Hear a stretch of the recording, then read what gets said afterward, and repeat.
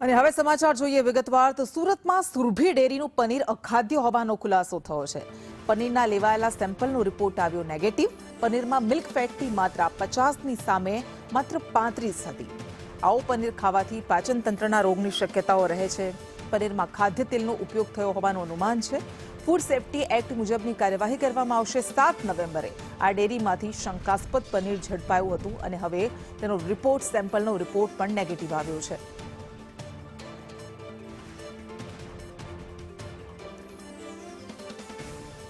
તો 3 દિવસ પહેલા આ ડેરીમાંથી સેમ્પલ લેવામાં આવ્યા હતા સુરભી ડેરીના અલગ અલગ શાખામાંથી અને ત્યારબાદ એ સુરભી ડેરીના જે સંચાલકો છે જે લોકો છે એમણે પણ કહ્યું હતું કે હા આ પનીર નકલી છે, તેમાં ભેળસેળ કરવામાં આવી છે અને હવે રિપોર્ટની રાહ જોવાઈ રહી હતી। આ રિપોર્ટ પણ નેગેટિવ આવ્યો છે।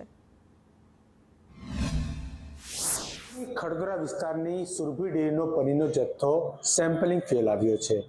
ફૂડ સેફ્ટી ઓફિસર આપણી સાથે જોડાયા છે બી આર બ્રહ્મણ સાહેબ, કયા પ્રકારની કામગીરી રહી હતી અને જથ્થો કેટલા પ્રકારનો જથ્થો જપ્ત કરવામાં આવ્યો હતો?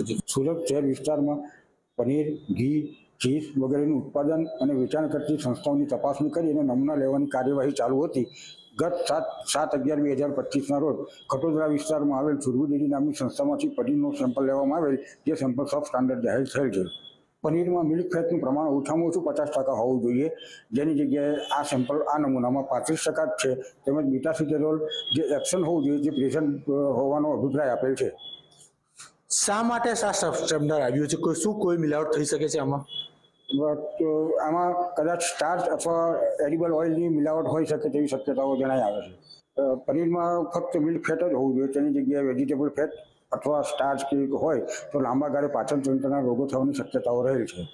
હવે આ સુરભી ડેરીના સંચાલકો વિરુદ્ધ કયા પ્રકારની કાર્યવાહી કરવામાં આવશે? સુરભી ડેરીના સંચાલકો વિરુદ્ધ food safety and standard act પ્રમાણે કાર્યવાહી કરવામાં આવશે।